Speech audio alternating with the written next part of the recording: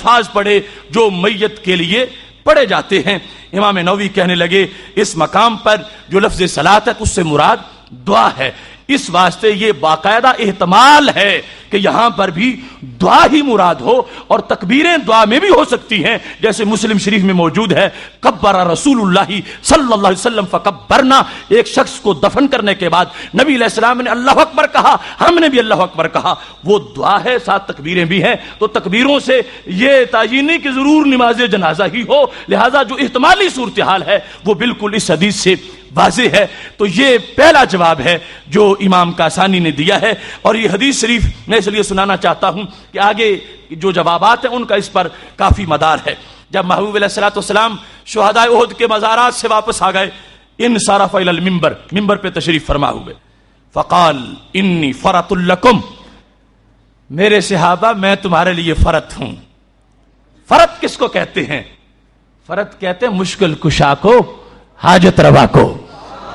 مال کے لحاظ سے مانا یہ ہے، اگرچہ ویسے میں پیش خیمہ ہوں، تمہارے جانے سے پہلے تمہارا بندوبست کرنے والا ہوں، تمہارے جانے سے پہلے تمہارے لیے آسانیاں پیدا کرنے والا ہوں، میں تمہارے لیے فرط ہوں، تمہیں میدان محشر میں وہ الجھنیں نہیں ہوں گی کیونکہ میں پہلے جا کے آسانیاں پیدا کر دوں گا، میں تمہارے لیے فرط ہوں۔ یہ کہا، پھر وَأَنَا شَهِيدٌ عَلَيْكُمْ، یہ نہ سمجھنا بعد میں میں دنیا سے چلا جاؤں تو ہماری نماز کو دیکھ بھی رہا ہے یا نہیں، فرمایا میں پھر بھی تمہارا گواہ ہوں، انا شہید علیکم، میں تمہارا گواہ ہوں، وانی واللہ لانظر الی حوضی الان، خدا کی قسم ہے میں یہاں بیٹھ کر اس وقت بھی مسلسل حوض کوثر کو دیکھ رہا ہوں۔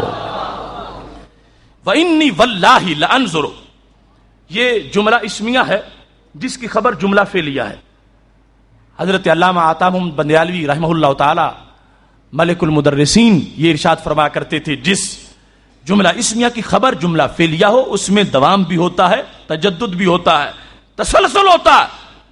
کیا فرما رہے ہیں محبوب علیہ السلام؟ واللہ انی واللہ لانظر الی حوضی الان، کہ میں مسلسل اس کو دیکھ رہا ہوں اور وہ میری آنکھوں کے سامنے ہے۔ اور کہاں ہے حوض؟ 4 فٹ پر نہیں، وہ 7 آسمانوں کے پار جنت ہے، وہاں حوض ہے، اور میرے محبوب علیہ الصلوۃ والسلام نے فرما دیا میں یہاں بیٹھا ہوں اور اس حوض کو دیکھ رہا ہوں۔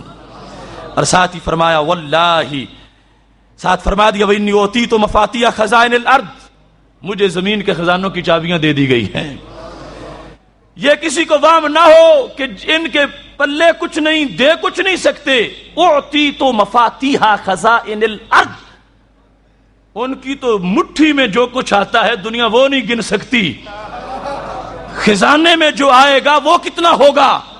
اور پھر یہاں خزینے کی جمع خزائن ہے کہ مجھے اوتی تو دے دی گئی ہے چابیاں سارے خزانوں کی، تو جن کے پاس سارے خزانوں کی چابیاں ہوں ان کی اتھارٹی پھر کیا ہوگی۔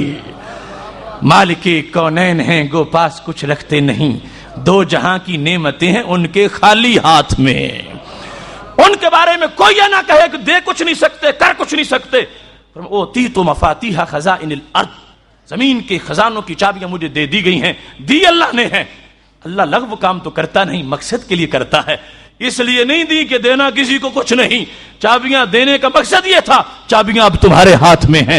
اب سید عالم نور مجسم شفیع معظم صلی اللہ علیہ وسلم نے یہاں جو بیان کیا اس پر یہ بات بھی سمجھی جائے۔ لوگ کہہ دیتے یہ خواب کا معاملہ تھا اور خواب میں چابیاں دے دی گئی تھی، نفس الامر میں تو کچھ تھا ہی نہیں۔ میں کہتا ہوں صحابہ تو کہہ رہے ہیں کہ وہ احد میں گئے، جا کے جنازہ پڑھا، پھر منبر پہ بیٹھے، صحابہ ساتھ تھے، کیا یہ سب کچھ خواب میں ہی ہو رہا تھا؟ نہیں، بیداری میں تھا۔ تو بیداری میں جب وہاں جا کر دعا مانگی ہے اور بیداری میں منبر پہ بیٹھے ہیں تو پھر جو کچھ دیا گیا ہے وہ بھی عالم بیداری میں عطا کیا گیا ہے۔ ساتھ یہ فرما دیا واللہ لا اخاف علیکم ان تشرکوا بعدی، مجھے میرے بعد تمہارے مشرک ہونے کا کوئی خطرہ نہیں ہے۔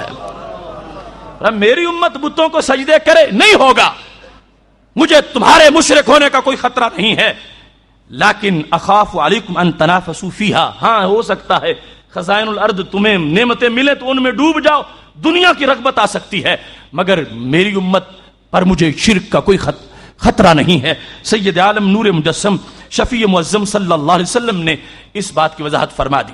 یہ پہلا جواب تھا مختصر سا. دوسرا جواب، اور اس دوسرے جواب کی پہلی بحث بڑے غور سے سننے کی بات ہے. حضرت امام بخاری رحمۃ اللہ علیہ نے یہ حدیث نجاشی رضی اللہ تعالیٰ عنہ صحیح بخاری میں 13 مرتبہ اس کو ذکر کیا. کتنی مرتبہ؟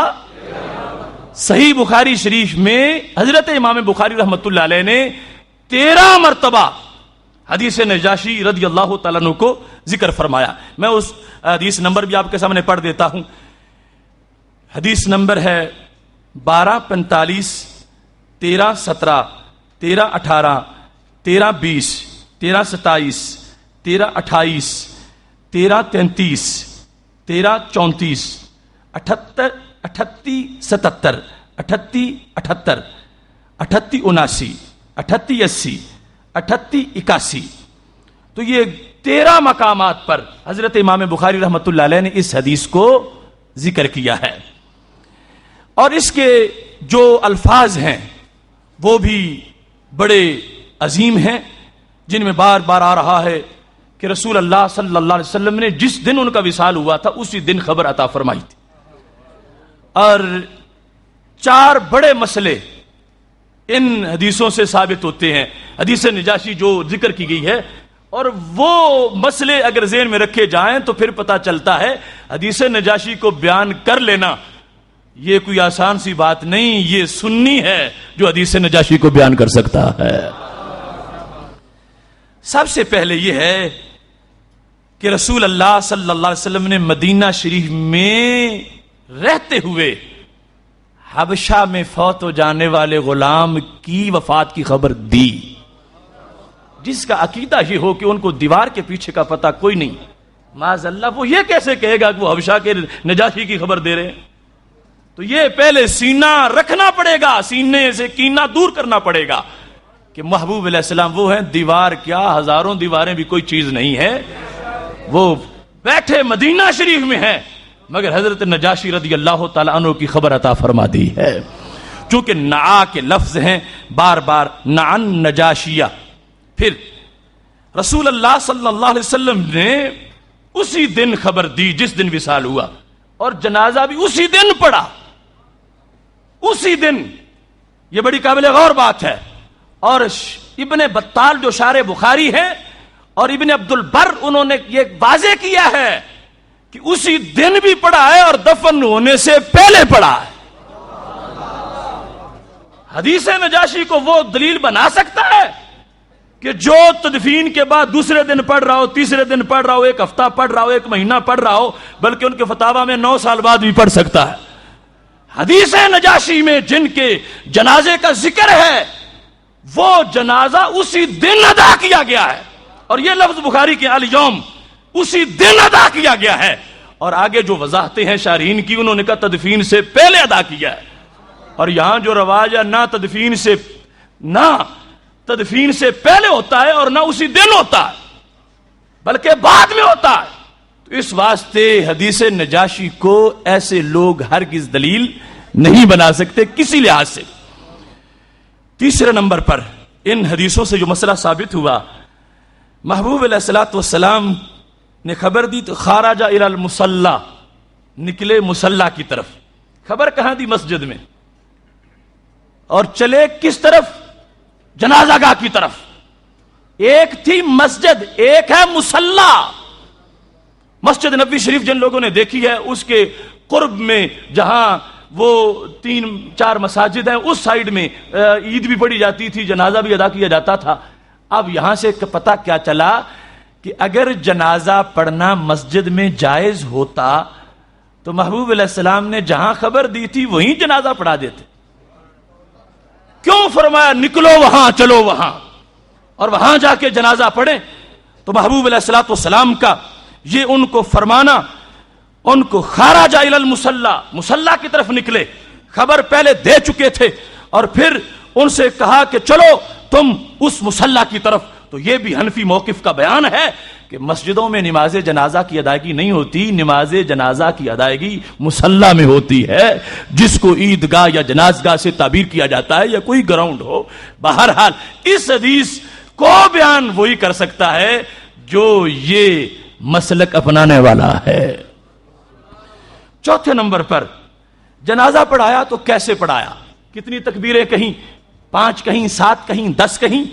نہیں، کبر 4 4 تکبیریں کہیں، 4 تکبیریں۔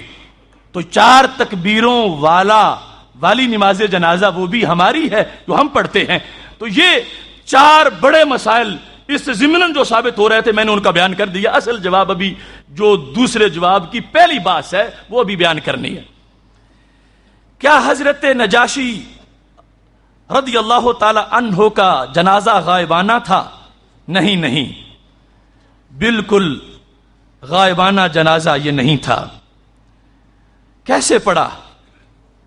یہ 13 مقامات پر جو حدیث موجود ہے ان میں سے ایک جگہ بھی یہ نہیں ہے صلی علیہ وہو غائب کہ نبی علیہ السلام نے حضرت نجاشی کا پڑھا اور وہ غائب تھے۔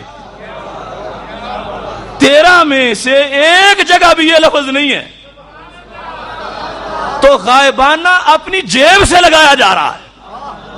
وہاں تو ہے صلی علیہ، نماز جنازہ ادا کی، یہ نہیں کی کہ غائب کی صلی علیہ وہو غائب، یہ الفاظ نہیں ہے۔ نماز جنازہ کی ادائیگی کا ذکر ہے کہ محبوب علیہ الصلوۃ والسلام نے ان کی نماز جنازہ ادا کی۔ اب اگر کوئی یہ کہتا ہے کہ تم یہ کیسے کہتے ہو کہ وہ غائب نہیں تھے، محبوب علیہ السلام جو مدینہ شریف میں تھے اور حضرت نجاشی کے بارے میں اتفاق ہے، یقین ہے کہ وہ تھے حبشہ میں، تو جو اتنا درمیان میں فاصلہ تو وہ غائب ہی ہوتا۔ تو اگرچہ غائب کا لفظ لکھا ہوا نہیں، تمہیں ماننا پڑے گا، کیوں کہ نبی علیہ السلام مدینہ شریف میں تھے اور حضرت نجاشی حبشہ میں تھے، اور جو اتنا فاصلہ تھا تو پھر نجاشی غائب ہی تھے اور کیا تھے۔ اگر کوئی یہ کہے تو میں اسے کہوں گا سوچ کے بولنا، بات کس آنکھ کی کر رہے ہو؟ ابھی تو میں نے بخاری پڑھی، واللہ انی لانظر الی حوضی الان، خدا کی قسم ہے میں یہاں بیٹھے حوض کوثر کو دیکھ رہا ہوں، جو مدینہ شریف میں بیٹھے 7 آسمانوں کے پار جنت کا حوض دیکھ سکتے ہیں، وہ زمین پہ لیٹے ہوئے نجاشی کو کیوں نہیں دیکھ سکتے؟